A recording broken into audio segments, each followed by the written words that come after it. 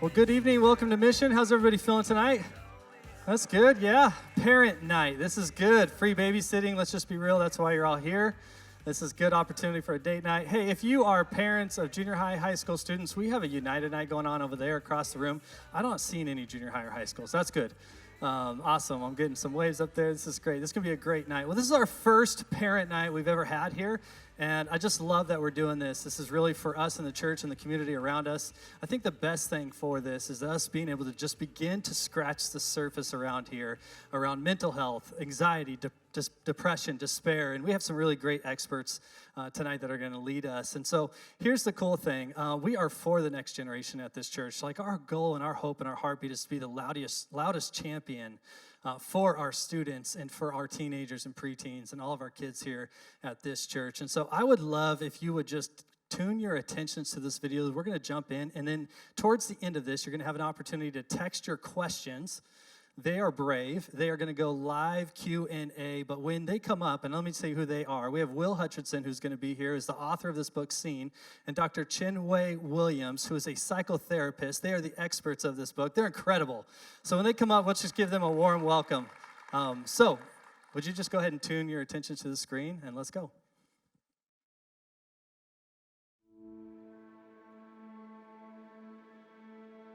We're facing the biggest mental health crisis in history.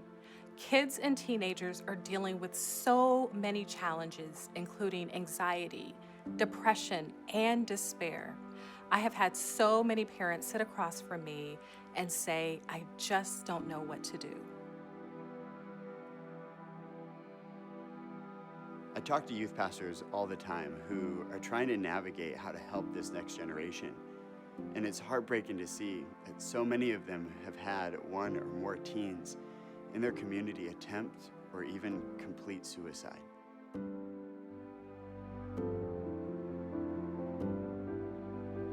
Let's face it, there are never going to be enough therapists or access to therapy to solve this issue.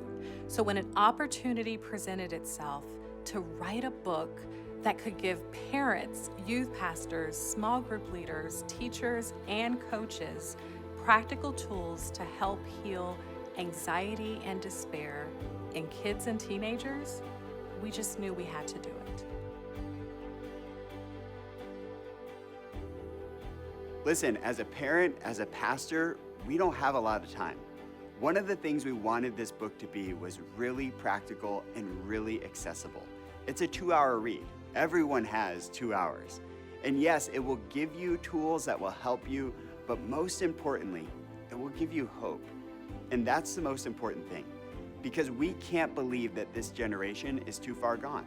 And we can't be afraid of the conversation of mental health, because as parents, as youth pastors, small group leaders, and other caring adults, if we don't help them, then who will?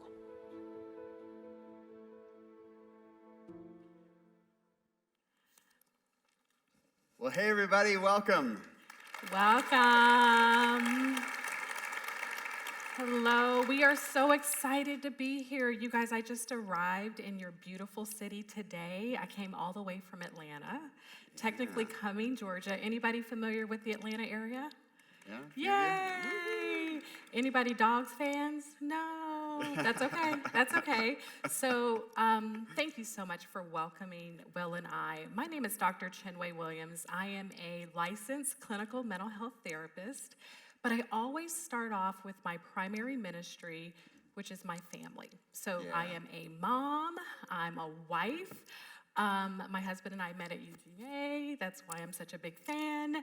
And What happened this year with the Bulldogs? We kind of sort of did a thing. Oh yeah, what did they do? We are the national championship winners. Woo! We beat Alabama. Oh my goodness. So that's like an For those of you that, college football, for those of you non-football fans. So when I go to the grocery store, you guys, and say that, The Bulldogs won. People who don't care about the Bulldogs just care that we beat Alabama. That's so right. It's That's like, right. okay. Yeah. We all celebrate. The nation celebrates with you when exactly Alabama right. loses. So I'm a mom of 3. I've got an 18-year-old Jalen who is, she just started her first year of college and she's studying computer animation. I've got a son, Braden, who is 10 and he is on the autism spectrum. Anybody here raising a child with special needs?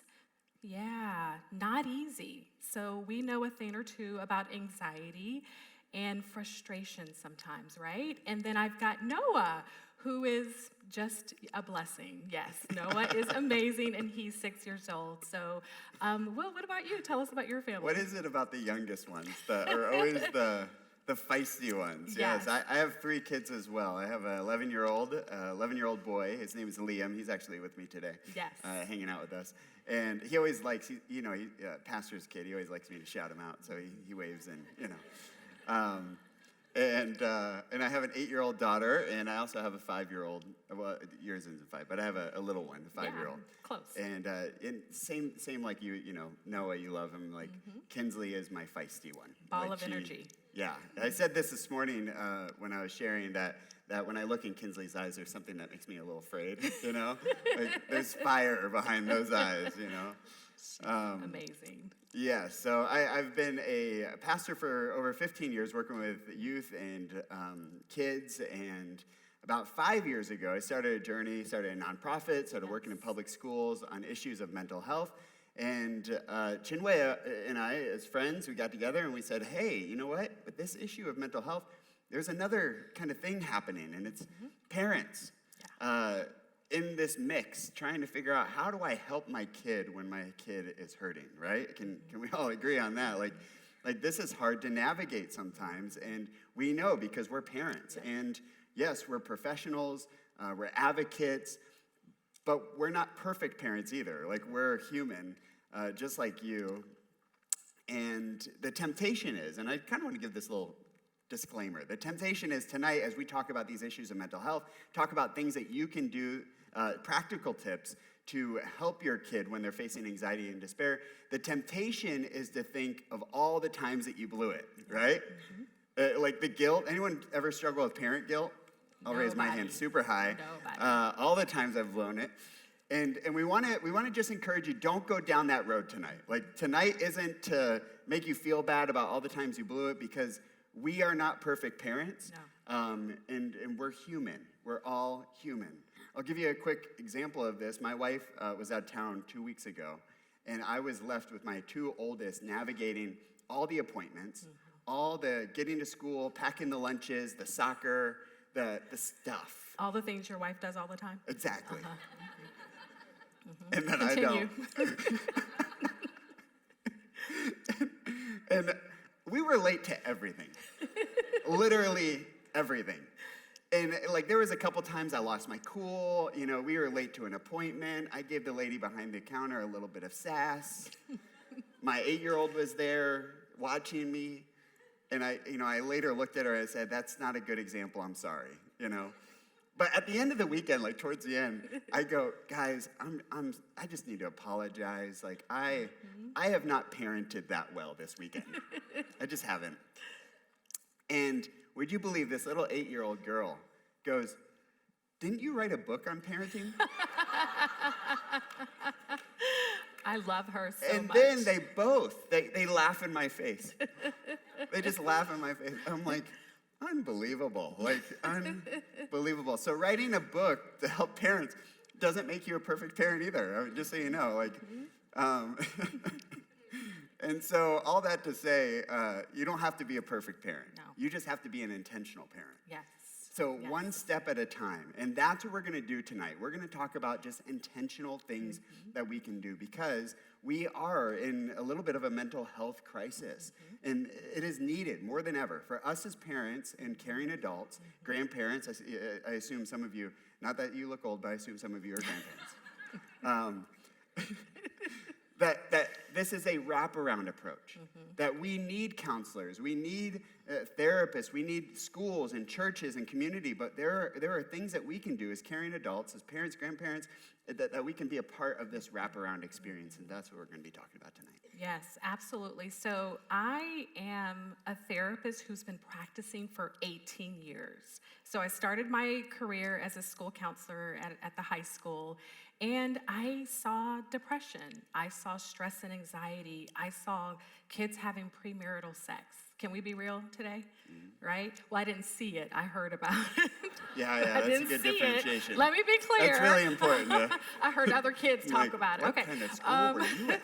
And then drugs and alcohol and stop. I saw all of that, and I've got to tell you that I have not seen what I have seen in the last 3 to 5 years, the intensity of which our kids and teens and young adults are experiencing despair and anxiety. I've not seen that in my entire career. And by the way, I work with anxiety. I'm a specialist in trauma. A lot of what I do is I help families get through difficult life transitions. And boy, we've experienced a lot of transition in the past few years. Would you guys agree with that? Yeah. And we'll talk a little bit about what chronic stress, because change, even good change, even change that we're excited about, can bring about levels of stress. We're going to talk to you about what stress does for your brain and for your body and how it impacts our kids and our teens. Because it's been really, really hard for so many of us, we wrote a book called Seen, to feel very seen. Yeah. Right? Kids are desperate for us to simply see them.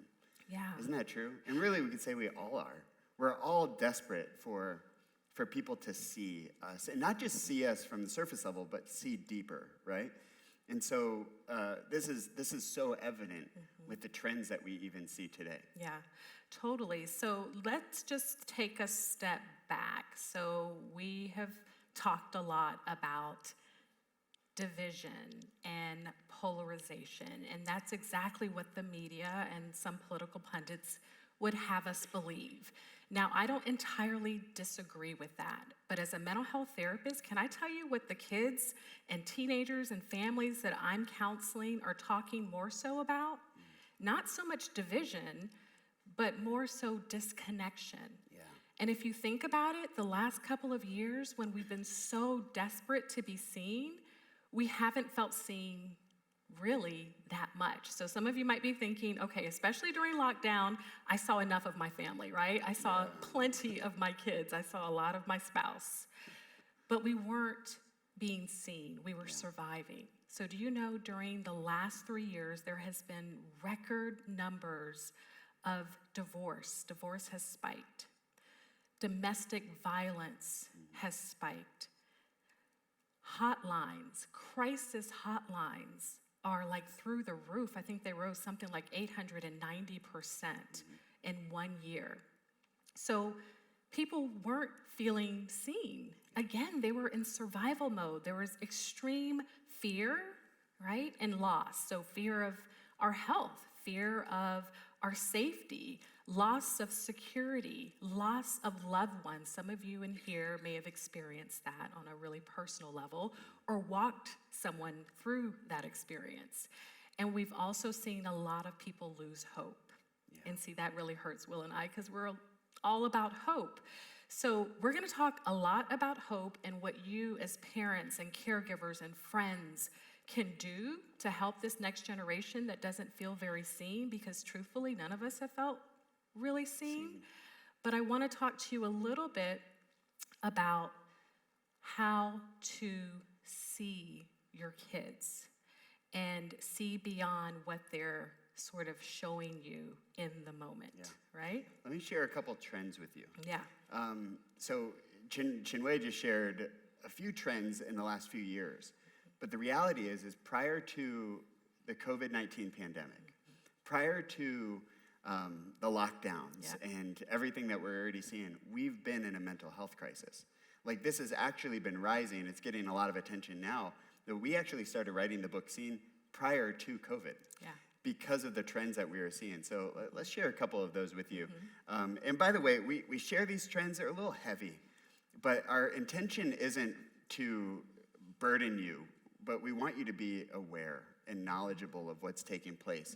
Since 2007, suicide rates have increased by 76% for ages 15 to 19. So this is in the last decade that we've seen these trends moving forward. Suicide rates have nearly doubled in teen girls, and the highest rate of suicide increase among all ages was between kids in the ages of 10 to 14 years old. So if you think about this isn't just a teenager problem. Like, this is moving into preteen and in younger elementary students that are facing despair and deep levels of anxiety. And depressive symptoms are up 21% in boys and 50% in girls. And Chinwé, I would love for you to share just a minute on why that gender differentiation is, Yeah, I've got 2 words for you: social media. Yeah, and we're not going to go down this path too far because social media does end up being sort of like the low-hanging fruit. It's the thing that we grab onto. But the thing that has been really interesting to me is, I don't know if you guys realize this, but about 4 or 5 months ago, Facebook, who owns Instagram, told on Instagram and said that Instagram was bad for the mental health of adolescent girls in particular. So there are lots of different factors that go into this particular stat, but in general, you guys, and I always hate to sort of paint a broad brush, but in general, what's happening is that girls are getting on social media, be it Instagram or TikTok or some other, other accounts, and they're comparing themselves to other girls. And they're also looking at the number of likes that they get, and they're using that as a validation instrument. So if you don't like my post, or if you don't comment on my post, and I see that you've commented on my friend's post, then what does that say about me, right? And if you think about a teenage mind, an adolescent brain that's still developing, that makes sense for them. And then what we saw in lockdown, which was really, really hard for my girls that I counseled, is they saw their friends hanging out, but they weren't invited. So that makes you feel left out and unseen. So that's part of what's happening with that particular stat. Yeah. So the trends, we'll go through these other ones very quickly. Suicide attempts among black teens specifically increased 73% between 1991 and 2017. And there was an elevated risk among African American boys, specifically 5 to 11. So again, we really want to reiterate that this isn't just a teenager problem or an older demographic problem, that we are starting to see this crisis go lower and lower into younger age groups. In early 2020, we talked a little bit about this already. Estimated 1 out of 4 young adults contemplated suicide, and in March of 2020, the 891% increase to the National Distress Hotline. So that obviously was a very shocking moment for many, especially those who are already dealing with quite a bit deep under the surface. And here's what we're ultimately saying. There is a rise in despair that is evident. And the problem is that we as parents and caring adults, these are the questions that we're faced with, right? I mean, every parent wonders, like, what can I do against this invisible enemy? Nobody wants to be shocked. Nobody wants to get that call. Nobody wants to be blindsided. And at times it just feels like what's going to happen? Is everything okay? How do I know? Right? We wonder if we're missing something. Like, are we missing it? Like, what are we missing? How do I do this differently? And perhaps you've even asked this question: am I doing everything right? Like, maybe you've seen your teenage daughter shut down, and you're just not quite sure how to get through. And you just wonder, am I doing it right? Am I saying the wrong things? Like, how do I help her? And here's what I know about you. You're in this room, and regardless of what role you play, if you're a parent, grandparent, caring adult, small group leader, here's what I know about every single one of you. You love your kids. You do. You love your kids. Every parent loves their kids. And tonight, my hope and our desire is that there will be some very practical things that you can help them with.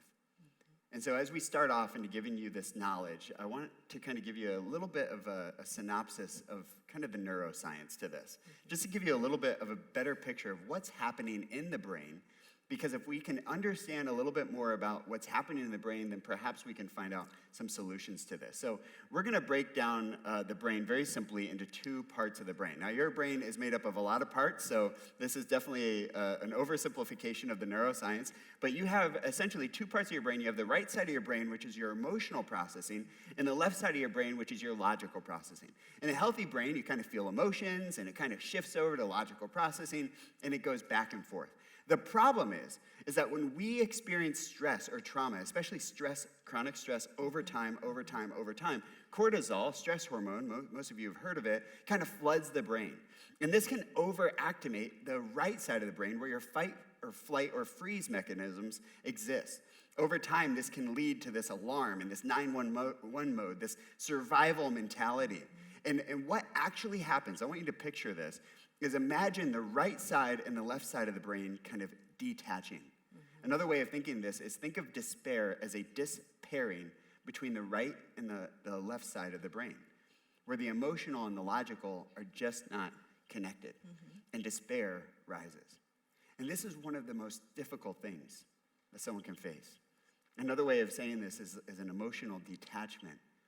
This is why oftentimes, too, when you ask somebody who's experiencing despair how they feel, oftentimes they'll say, I don't know.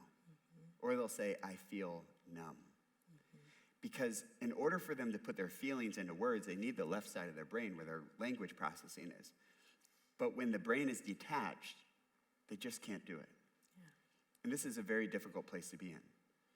This is, as one philosopher said, it's like the dark night of the soul. And here's the hope, though. Just as the brain does predictable things when we experience stress and cortisol levels, here's the cool thing. The brain does predictable things when we feel connection. Yes. That there's another hormone called oxytocin that goes to work. When we feel seen, when we feel felt, when we feel noticed on a deep level, oxytocin, which is an emotionally bonding hormone, goes to work. And oxytocin, through the science of attachment, has the ability to help reroute and bring a sense of safety and repair the two sides of the brain. Yeah, I actually want to, beautifully, well done, Will. It's hard to break down neuroscience, right? He did a really good job. I want to say just a little bit about attachment science. Has anybody heard of that term before? Raise your hand if you've heard of attachment. Okay, great. Beautiful. Attachment is just sort of a fancy word for bonding. So if you are interested in any way in psychology, I really would encourage you to check out this video. You can just YouTube it. It's called The Strange Situation. So this is a wonderful, wonderful way to really kind of like grasp the significance of attachment. So essentially, researchers back in the 60s did a ton of studies where they would just show up at parents' homes and they would look at the child and the parents' interaction. And they typically showed up around when the child was like close to his or her first birthday. And they wanted to learn, so I'm gonna pay attention to this trajectory of this child, but what's happening right now in the present moment between mom, usually it was mom, especially in the 60s, and child, really infant. And they named this study The Strange Situation. They looked at 1,000 different pairings of parent and child. And now, present day, they've looked at so many different cultures and they realized the same thing. In order to have secure attachment, so that is like optimal, that's like ideal connection or bonding between a parent and a child. In order to have that, the parent has to be predictably responsive. And so they did a lot of studies in the home, but they also did a lot of studies in the lab. So that's why they called it The Strange Situation. So let me give you a quick example of what they would do. So in the lab, they'd have the researcher, they'd have the mom, sometimes the dad, and they would have the 1-year-old. And they'd be sort of hanging out with a bunch of toys and different activities. And the 1-year-old was super happy and content. Mom was there. Who cares about this strange researcher? I'm fine. And then, and this is by instruction, the mom would get up and leave. And of course, as you would imagine, most of the children would sort of be like, okay, what's happening?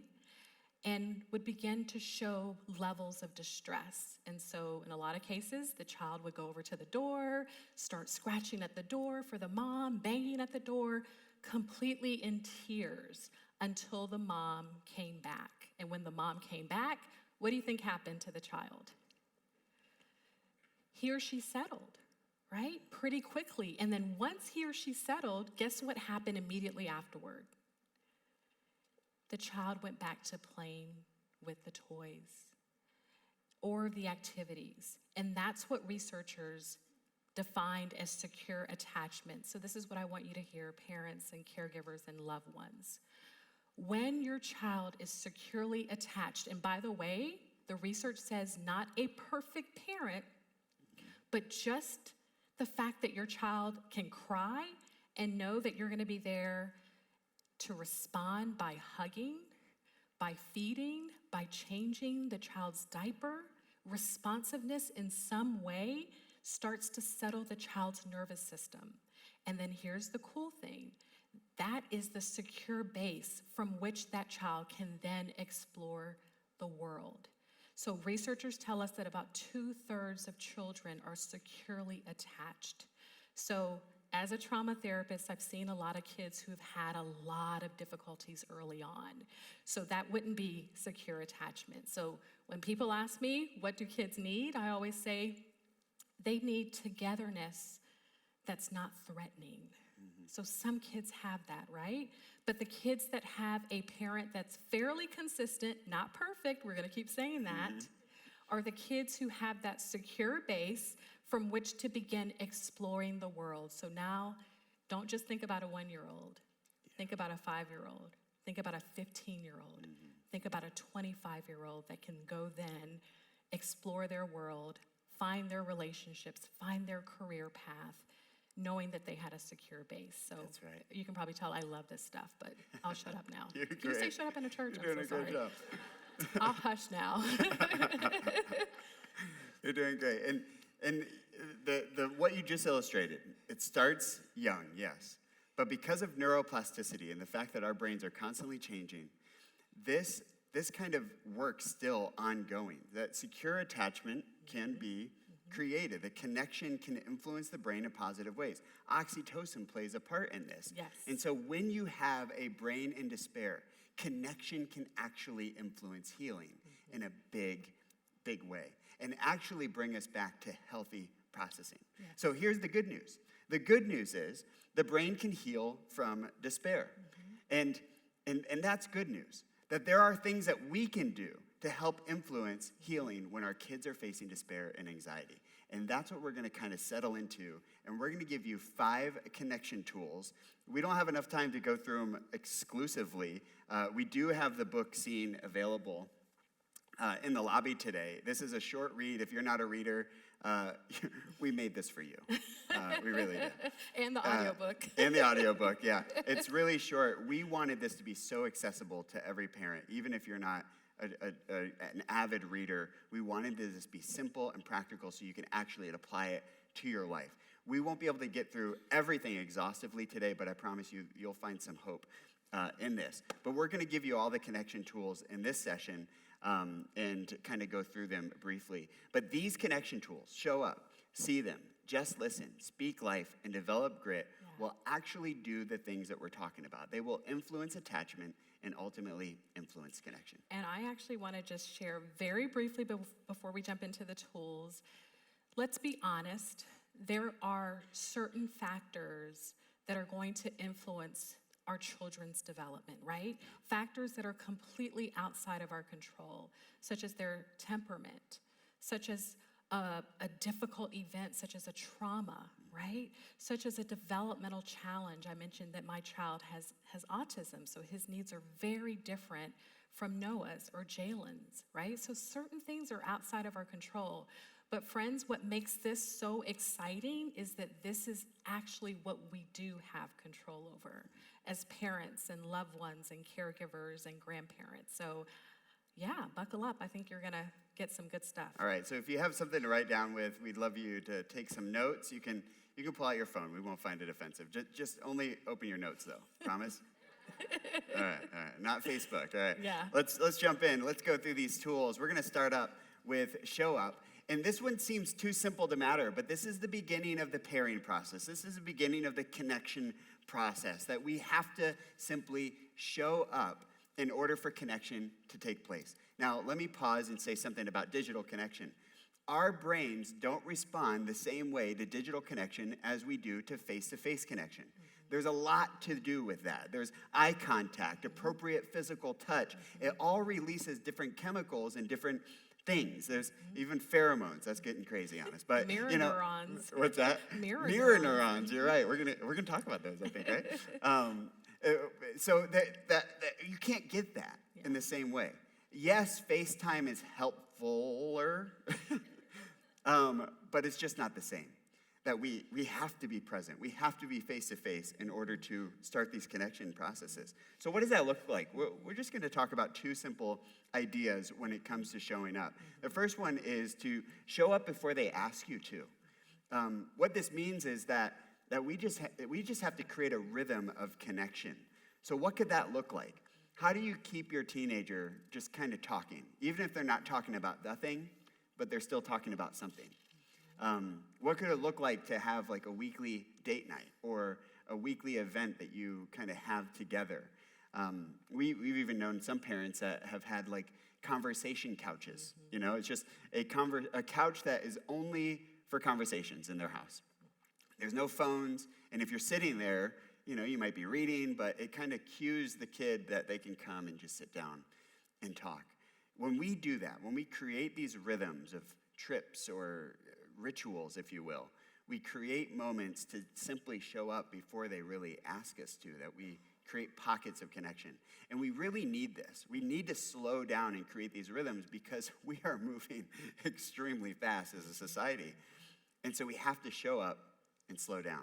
The second thing is that we have to show up undistracted. And this does go back to the digital stuff.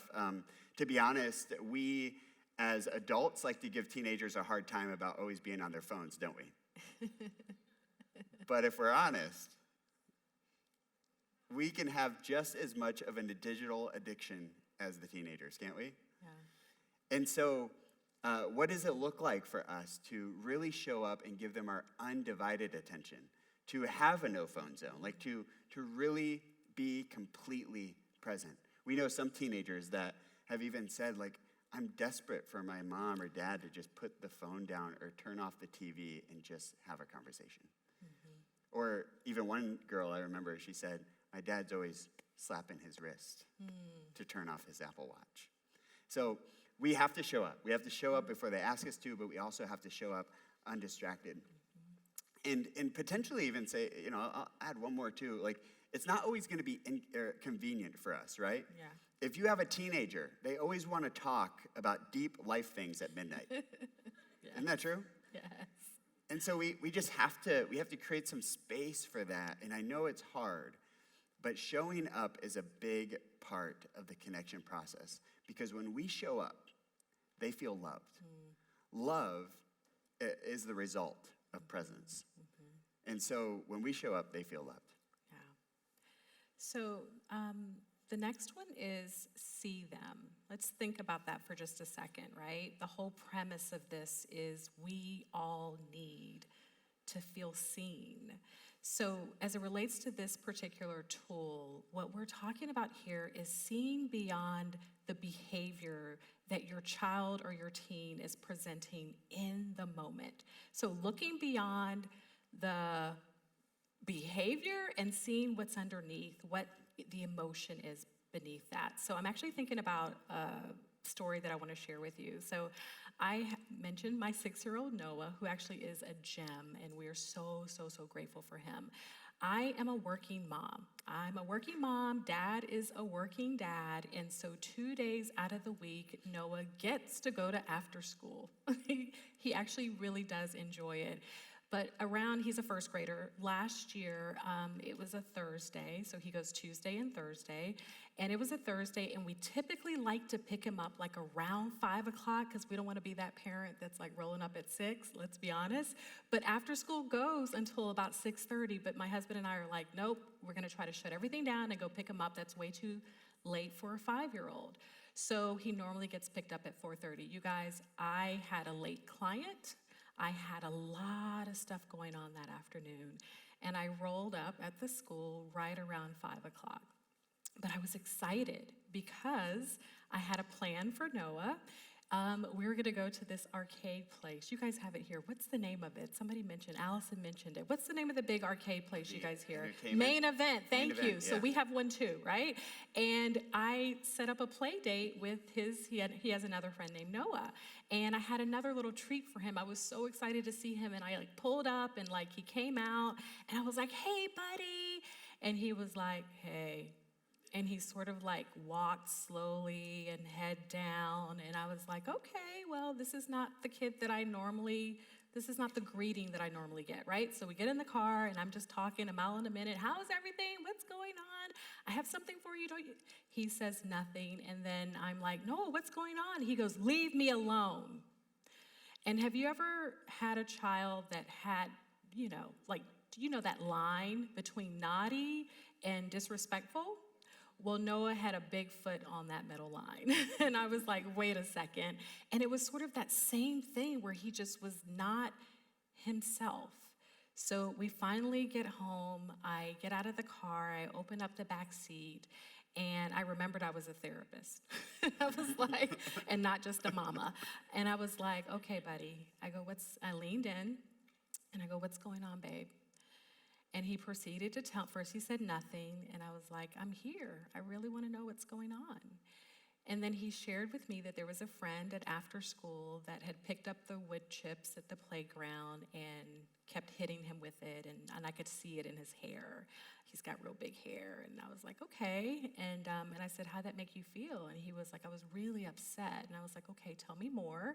And he proceeded to tell me that he told one of the after school coordinators, and she said, you both need to separate.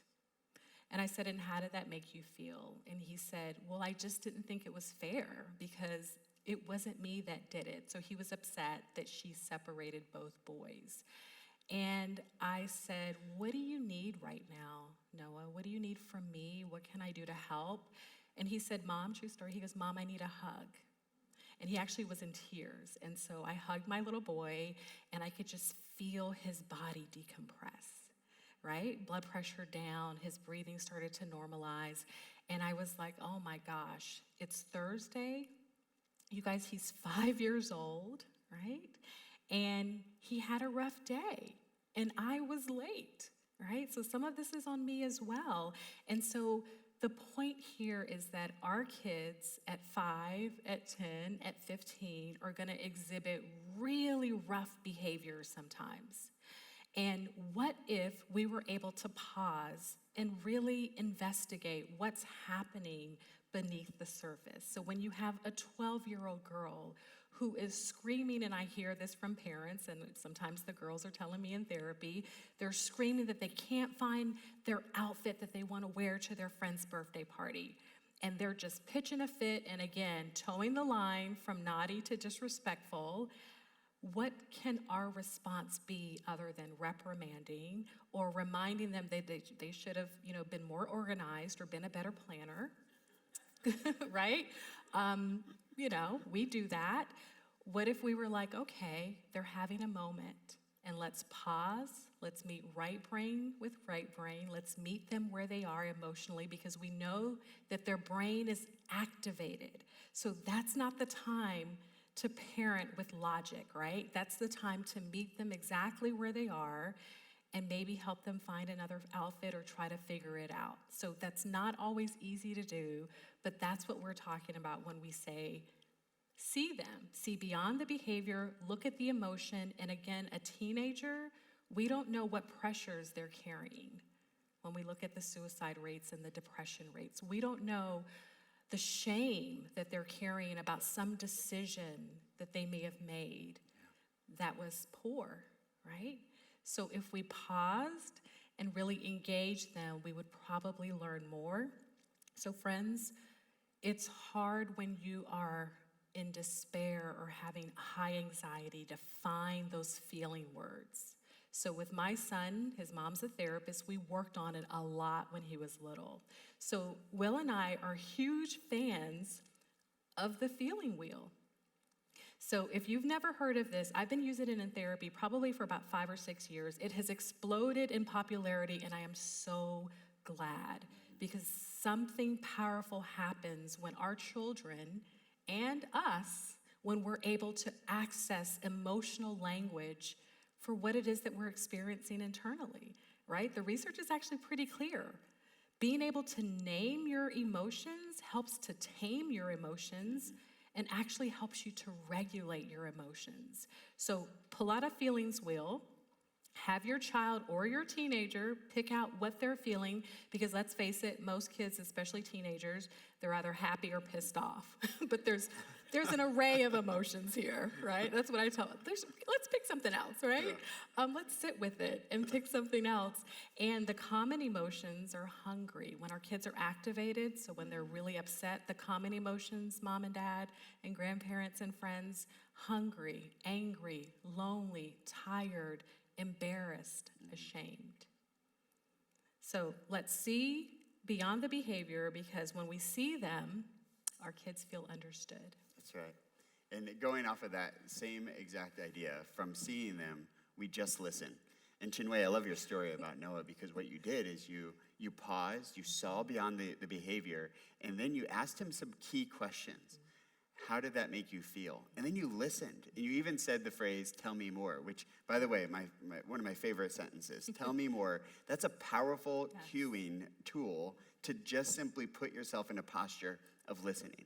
And listening isn't just passive, by the way. Listening is a really active tool. It takes effort to really actively listen. But the reason why this is so important is because as we listen, things are changing in the brain. When somebody feels really heard and they feel like you're really connecting with what they're saying, there's things that we can do to help that. It's called mirroring. We talked about the mirror neurons early on, is that when we can mirror with someone and they're listening and we feel that, we begin to kind of change the overall emotional state. Some things that we can say to help them to feel felt is we can say things like, "So what I hear you saying is blank," right? So we repeat back what we hear. We could say things like, "I can understand how you would feel that way. You know, if I was in that situation, I would feel the same way," right? Or you might say, "I can imagine you might feel blank," especially if they say, "I don't know how I feel." You know, well, I would imagine you might feel blank. Do you feel that? You know, so you can even help cue some of these language, especially as you're helping them to identify and build their language vocabulary. Yeah. But when we're actively listening and eye contact, appropriate physical touch, and these cues to help mirror, it's like we're giving them permission to emotionally exhale. So think about back to the brain. You have the right side of the brain. It's super activated. When we meet right brain with right brain and we empathize with them, we meet them right where they are, we're allowing them to kind of just go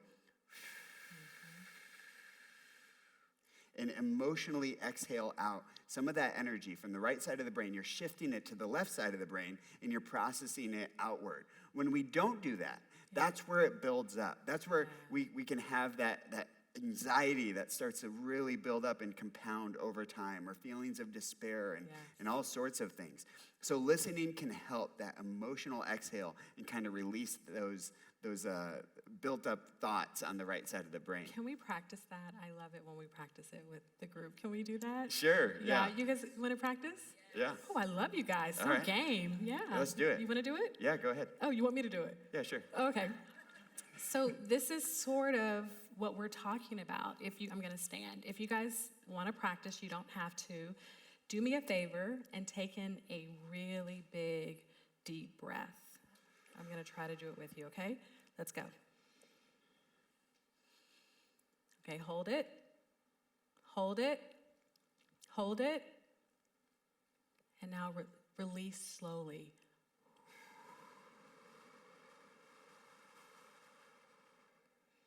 How did that feel? Great. Pretty good? Yeah. So imagine taking a deep breath and not being able to release it. Because that's what it feels like for a child or teen in despair, right? That's rough, right? Yeah. That's so good. Thank I'm glad you. you did that. Thank you.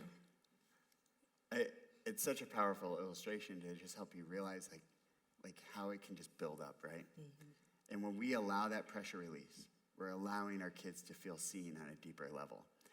But let me ask this question. What do we do when we're listening and we start to get a hunch that our kids are thinking about hurting themselves? Because this has happened. Some of you have experienced this. And let me just pause and say this. If you're listening today and maybe you've lost a child to suicide, I just want to pause and say, we are so incredibly sorry to hear that. And that as we talk about some of these sensitive, topics, we just want you to know that we see you and we know you faced a lot of hurt and grief and heartache. And I hope that if you've lost a child, that you do not hear these words as you could have done more, because that's not what we're saying. You are amazing. Yeah. And every ounce of love that you poured in was worth it. But we don't always know why things take place the way that they do. And despite every parent's best efforts, sometimes it just doesn't go the way we hope. Mm-hmm. But for those of you who are maybe in the throes right now of perhaps you have a kid who is struggling, or maybe you have a hunch, what do you do when you have that hunch? Mm-hmm. And so it's not always easy to tell, but look for the signs. There may be some ups and downs. There may be a long-term period of sadness. Their behavior starts to change. Physically, they may have this lethargy or feelings of worthlessness. And honestly, if you have a hunch, the best thing to do is to just simply ask. Mm-hmm. Sometimes we think that asking the question, are you thinking about hurting yourself, that we're afraid we're putting a thought in their head. I promise you, you're not putting a thought in their head that's not already there. So simply ask the question. Now, what question do you ask? I want to encourage you to not use the words like, are you thinking about killing yourself? Are you thinking about suicide? Those are pretty strong words. And in our world, too, suicide has become romanticized in some ways. So we tend to stay away from that word. So I think the best question is, are you thinking about hurting yourself? Mm-hmm. You may need to ask more than once, by the way. So as you ask that question, what do you do if the answer is yes? Mm-hmm. First off, number one, freak out on the inside, but not on the outside. All right? It's a big one. That is a big one. And the best thing is to just simply respond with, I love you. Mm-hmm. Thank you for sharing that with me. Mm-hmm. Is it okay if we get help together? Now, regardless of what they say of the last one, it doesn't change your action. Mm-hmm. Get help. Like that is, you need to navigate this with a crew. Like you need a community to help you navigate through this. So reach out to a counselor, reach out to a school counselor, reach out to some people that can help steer you in the right direction. National Suicide Helpline is a great tool. I think this is nationwide now, but 988 is now, this year, is the new number. Prior to that, it was a 1-800 number. If you Google the 1-800 number, it's 1-800-273-TALK. But the new number is just 988. Call that number, and there's trained crisis counselors that will help guide you as a parent and navigate through what your next steps are. But it's so important not to dismiss a child that's communicating that they're hurting or they're thinking about hurting themselves as just attention seeking. Every single one of those need to be taken as a serious action and to wrap around support and stay on top of it. Continue the conversation. And in the book, we talk a lot about some practical things, so I don't want to spend too much time there. But the most important thing is your initial response. Yes. Do not try to talk them out of their feelings. Because sometimes in doing that, what the brain in despair hears is, you're right, I shouldn't feel that way. I do feel that way. See, there is something wrong with me. Mm-hmm. See how that progression can go? Mm-hmm. So you just simply want them to know that you love them, you're here for them, and you're going to walk through this with them together, right? So that's the big thing we wanted you to know. So when we just listen, you ready? The end result is they feel safe. Listening communicates a sense of safety. So think about it. We show up, they feel loved. We see them, they feel understood. And when we just simply listen, they feel safe. Absolutely. So beautiful. And I just really wanted to add, I don't know about you guys, but in Georgia, there is a therapist shortage. Actually, it's a therapist shortage nationwide. So if you're having trouble getting connected to a therapist, or you don't have insurance, or they don't accept insurance, or there's like a wait list, I know I have a pretty long wait list, call your pediatrician. Yeah.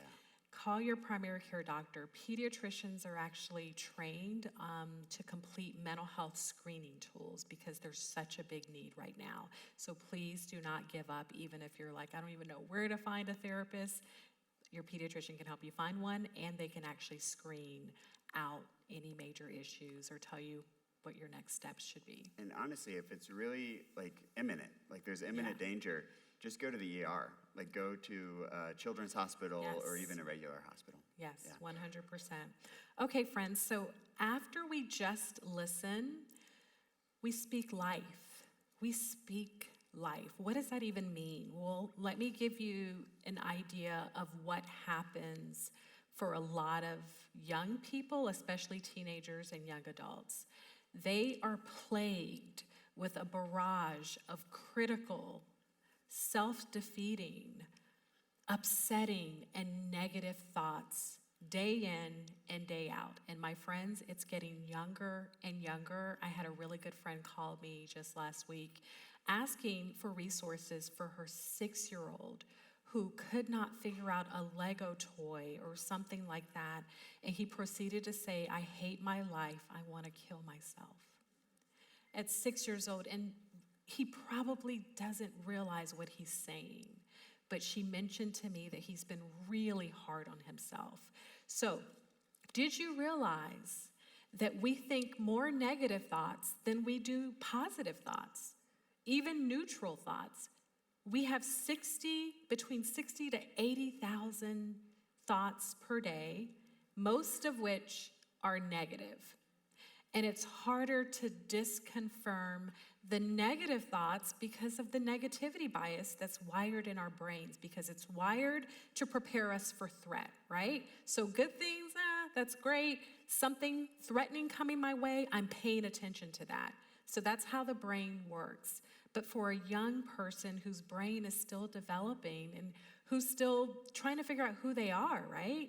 When they're hit with social media, negativity and school negativity and the world negativity, that really does take a toll. So we as caring adults, we are in a unique position to remind them of who they are. So we want to keep hitting them with so many positive things about who they are, what they mean to us, how they're going to contribute in the world, because that is how we're going to combat all of the negative, critical, and accusatory voices that our kids hear.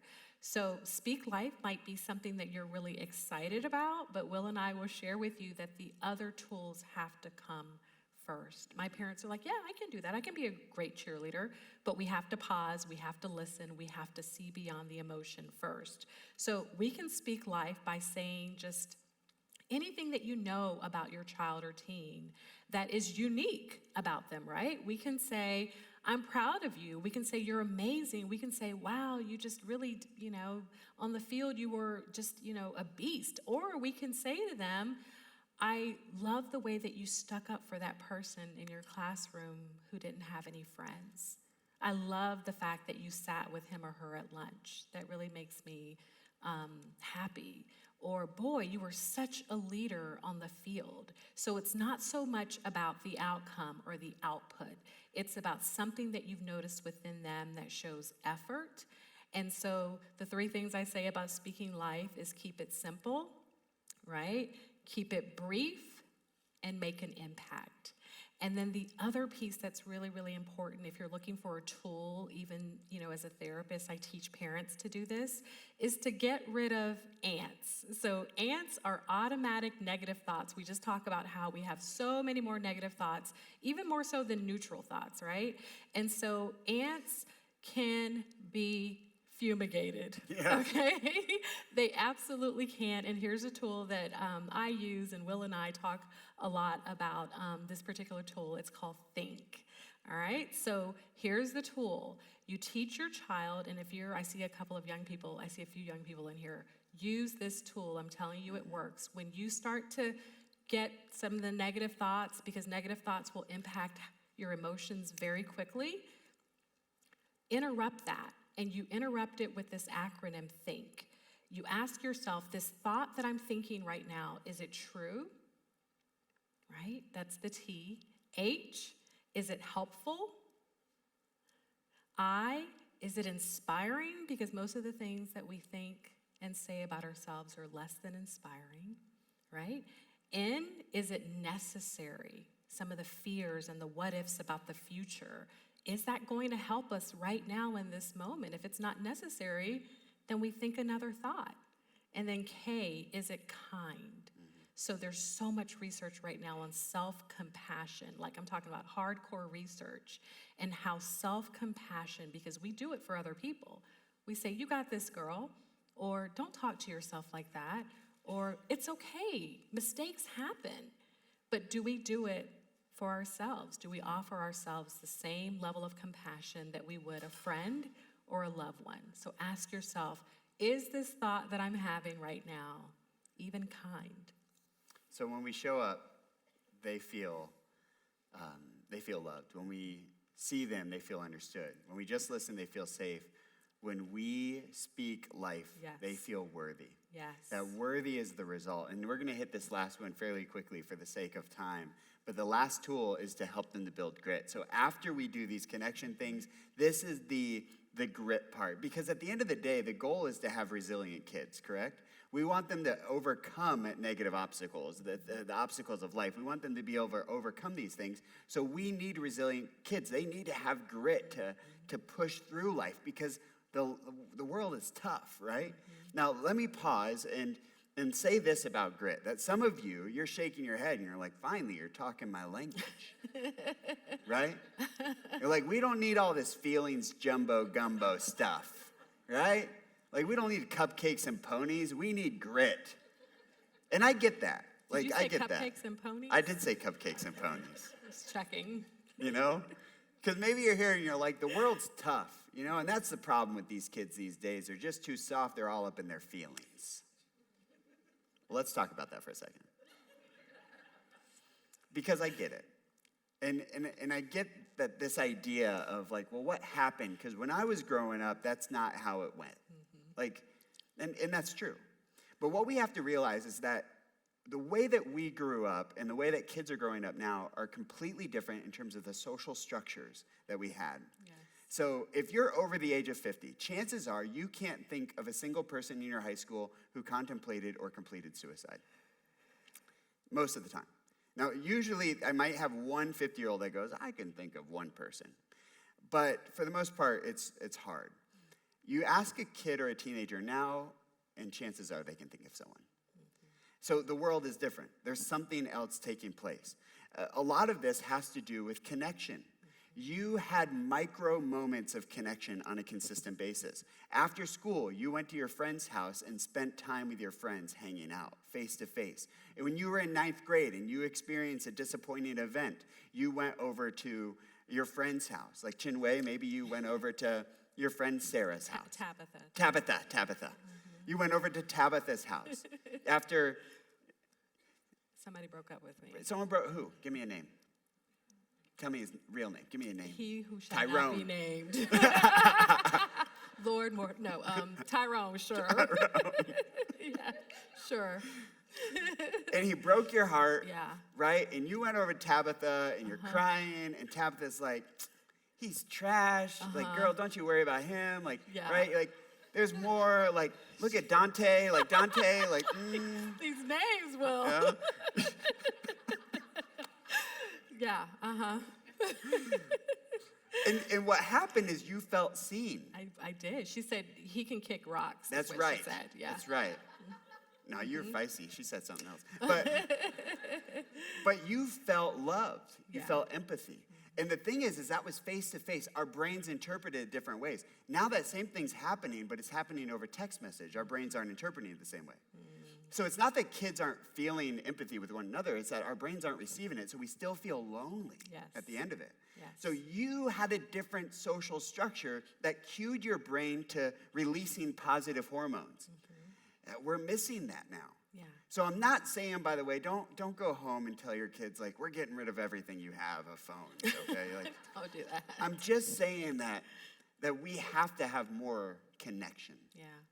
And that we have to have empathy with this next generation and understanding that it is a vastly different world. You had different social constructs. So yes, it is a tough world, but it's also an emotional world. Yes. And there were little bits of emotional exhale, even if you didn't realize it, that were taking place as you were growing up. And that's what's missing today. Yes. So we have to help them. We have to help them to do these emotional connection things and release this so that we can help them to actually have the grit to overcome the negative obstacles in life. Yes. So for the sake of time, let's just recap very quickly. Yes. That when we show up, they feel loved. When we see them, they feel understood. When we just listen, they feel safe. When we speak life, they feel worthy.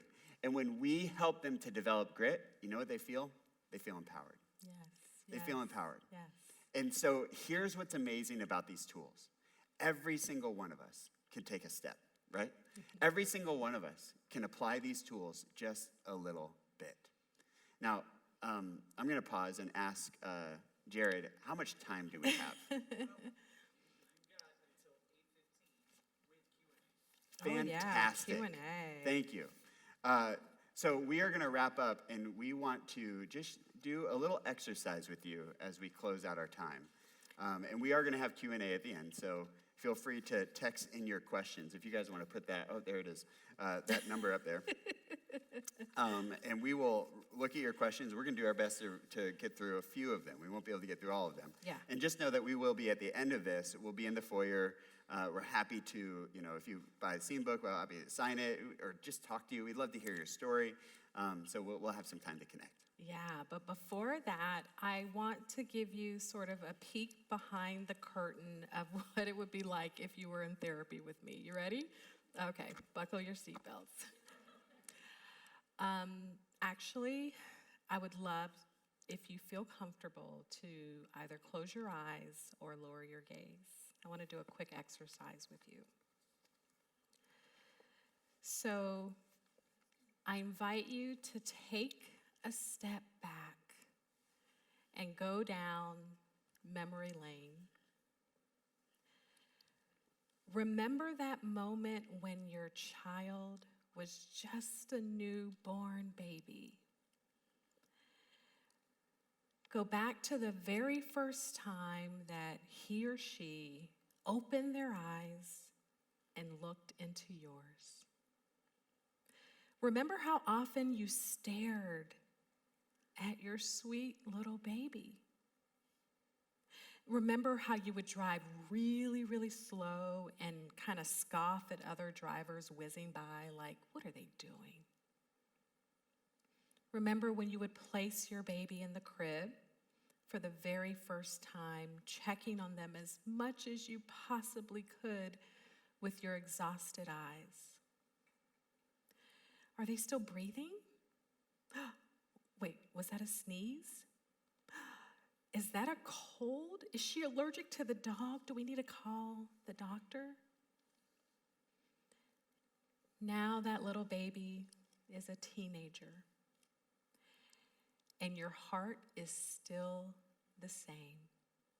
You still want to protect him or her, and you would trade places with them in a heartbeat to take on all of the rejection they have felt from other kids, maybe teachers or coaches. You would take on all of the big choices. You would take on all of the pressure they have to be successful. You would take on all of the despair and anxiety they may be facing. But you can't. They have to go through all of this on their own, it seems, and maybe you feel a little bit powerless or just a little bit guilty.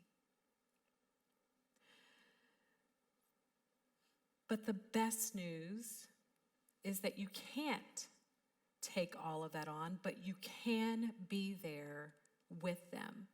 You can see them, you can walk with them one step at a time. Parents, caring adults, no matter how you feel, I want you to know that you have not failed. You're not perfect, and neither am I, and neither is Will, and that's okay. But what you are is enough. You have a superpower, I want you to know, that heals extreme anxiety and despair. That superpower is you. It's your love. It is your voice. My friends, it is you. You are the most influential person in your child's life. Yeah. So you can open up your eyes now.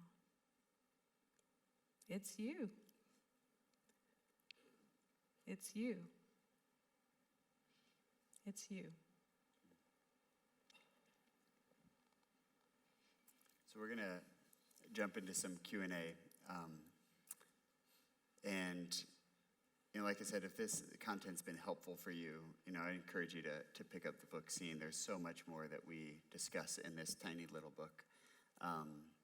You can pick it up on Amazon, but today we have the ability, we can't control the Amazon prices, but we can control the prices when we're here.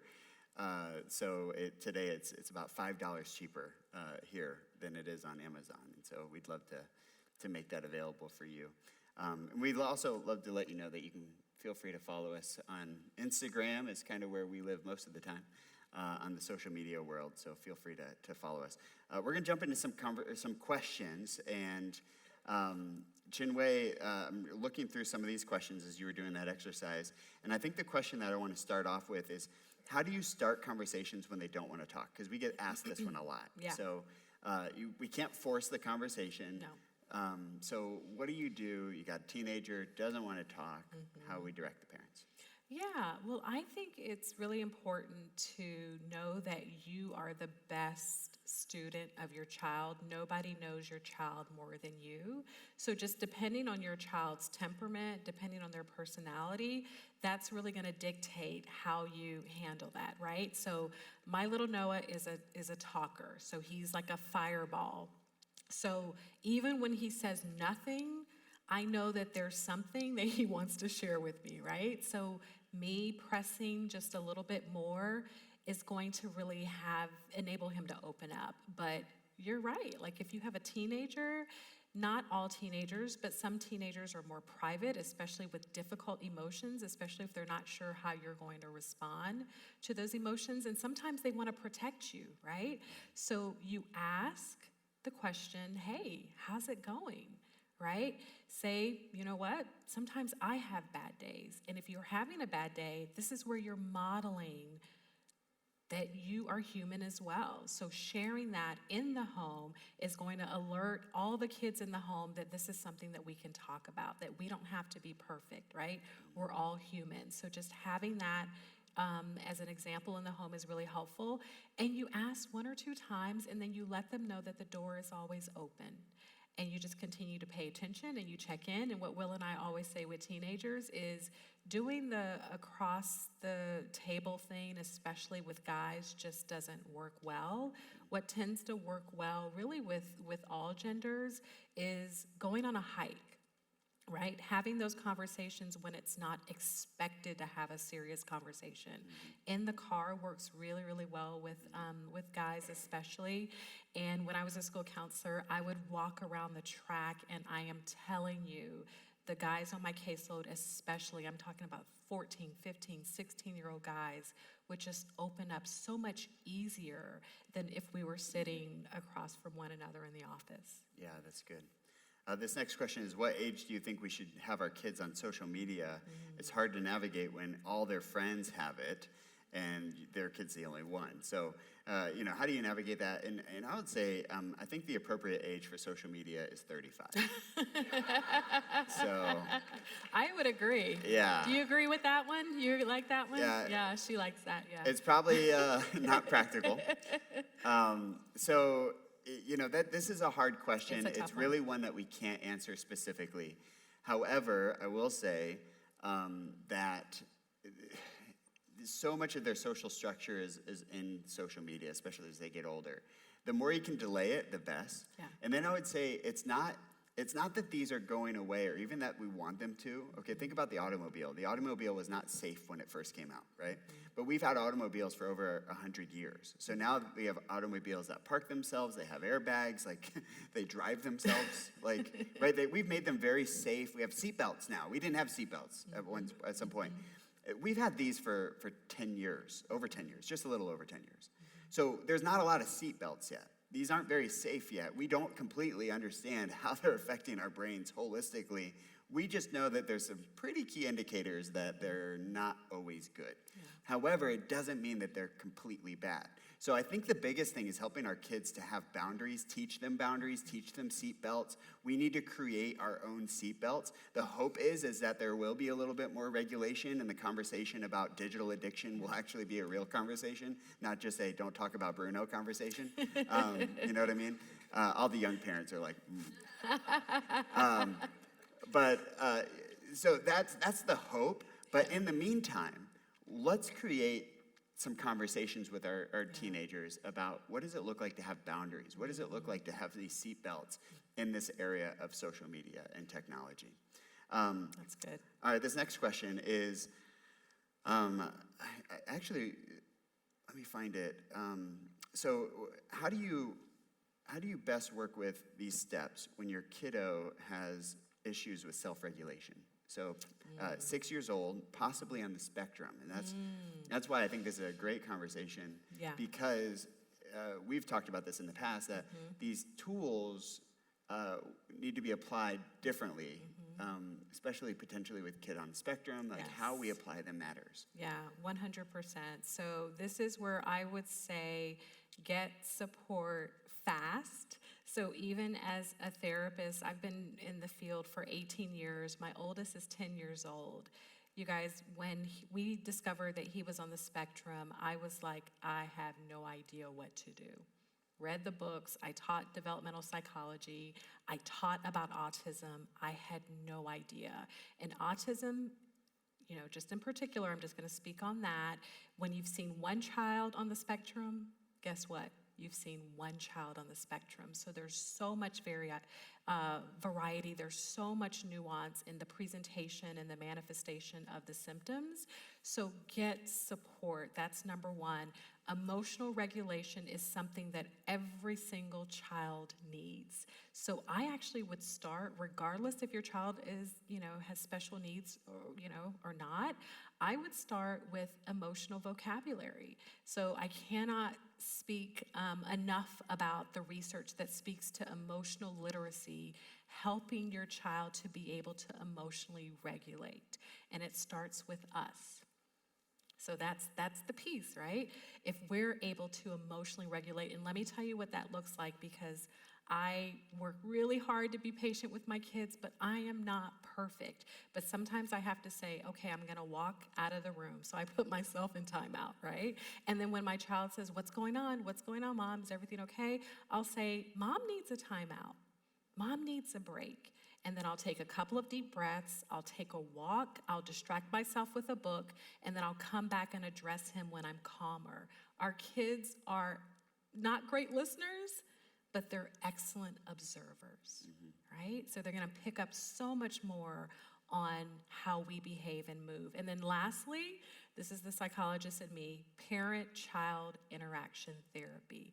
If you have a child that's struggling with regulating their emotions, that's one of the best approaches that are out there. So Yeah, I'm glad you said that. Honestly, I think we should talk about counseling just a little bit, because there's a stigma around mental health that we actually need to eliminate.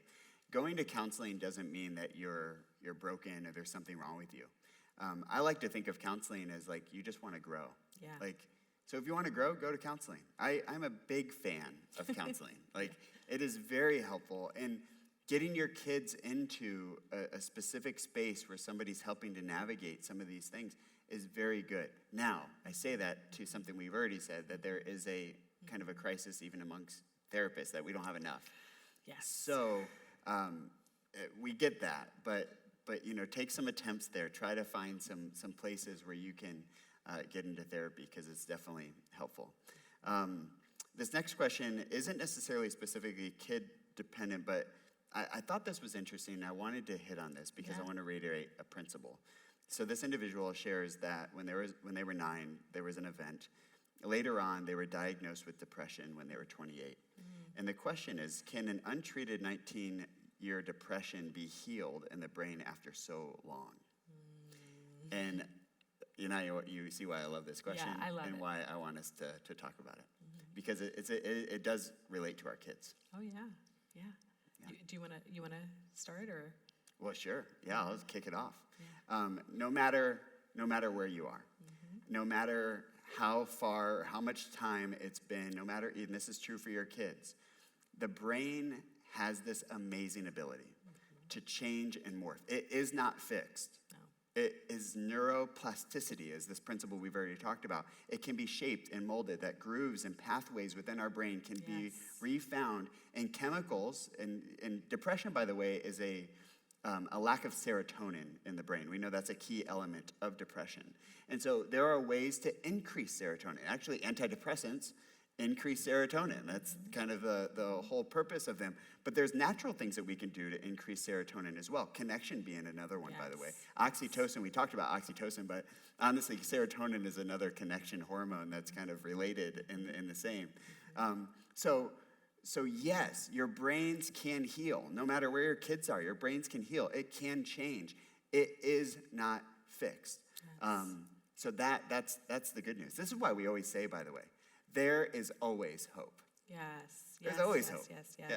Yeah. Would you add anything? I work with adults as well, so I treat trauma, so severe trauma, so car accidents, home that got caught on fire, and loss, and sexual abuse, and then the list goes on and on and on.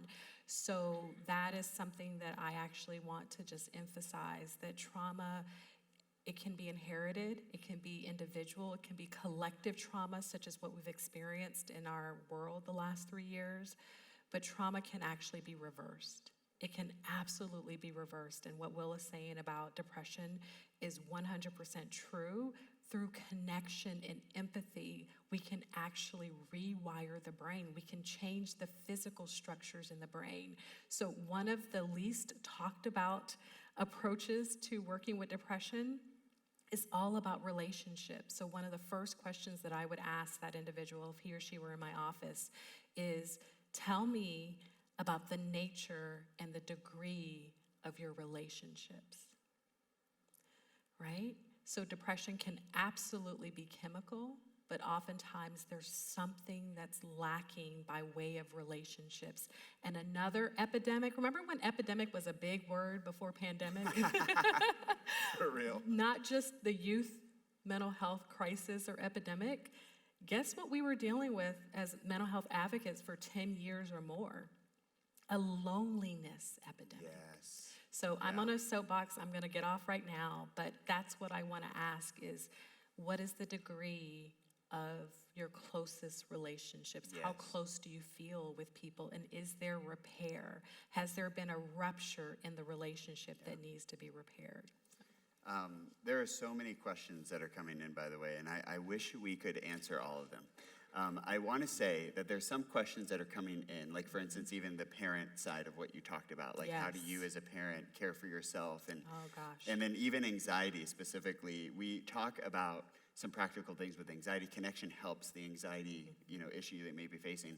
But we also have a course, a 12-part video course for parents that's coming out in March that actually takes all of this a lot deeper. We talk a lot more about emotional regulation, we talk a lot more about parent care, and we talk about very practical tools to help your kid when they're facing anxiety. Or panic attacks. Yeah. Or panic attacks, right. So I'm not going to make you wait for that, so we are going to address the anxiety thing. And so, Chinwé, let's give them maybe 2 practical things that they can do when their kid is facing anxiety, maybe in the midst of a panic attack. Sure. By the way, these connection tools are a good starting point. But what are some things that maybe we haven't touched on yet? Yeah, so the top one that I use is 5, 4, 3, 2, 1.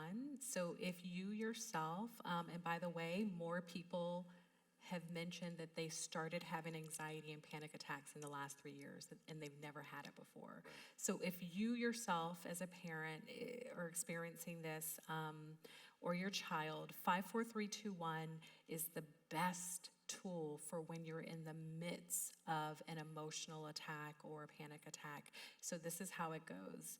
Name 5, and by the way, this is what you want to do when you're not feeling the anxiety. You want to practice it so your child will be able to do it when they are anxious, because it's hard to learn when you're in survival mode, right?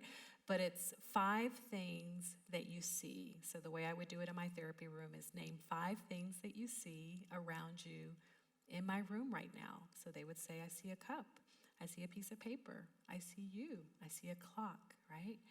Name 4 things that you hear. Now, this is where we practice silence again. 4 things that you hear. Boy, you have to be real silent to notice what you hear. And they would say, I guess I hear myself breathing. I hear a clock. I hear somebody in the next room. I hear my computer humming if I'm doing telehealth, right? I'm like, okay, name 3 things that you feel around your person, right? Well, I feel my jeans, I feel my butt in the seat, I feel this piece of paper, and then it gets harder. 2 things that you smell. Well, the air is kind of neutral. I don't really smell a whole lot. Okay, well, wait a minute, there's a hint of lavender or something, right? And then 1 thing that you taste. So you got to really think about it. So notice, and they'll say something like coffee or gum or whatever, but notice what that does. If you are in the midst of anxiety, and by the way, it's not super easy, but it does work. It's pretty effective. Your amygdala, the emotional part of your brain, is on fire, right? But when you start to name what you see and what you hear and what you feel and what you taste, guess what happens? It shifts to your frontal lobe. So it shifts to your logical side of your brain, and it calms down the activation. So I'm a teacher, so I'm long-winded, but Will, do you have a shorter tool to offer? No, that was good. I mean, the other one would be breathing exercises, but we kind of mildly modeled that with the... We kind of practiced that, yeah. So that was great. That was awesome. Okay, last question, because for the sake of time, and we want to spend time with you in the foyer, so if we didn't get your question and we have time to hang out and talk with you, we'd love to do that. Yeah. Just know we haven't eten dinner yet, so I'm just kidding. Instagram message us. Yeah, feel free to. No, we want to see you, yeah. I'm just kidding. We really do want to spend time. Yeah, it's the fun part. Yeah, absolutely. So let me see. There was a group of questions. You got a lot of questions there. Oh, my goodness. There's a lot in here. Here's the group of questions. So there's a kind of a common theme. Okay. And it goes back to kind of when they don't want to talk.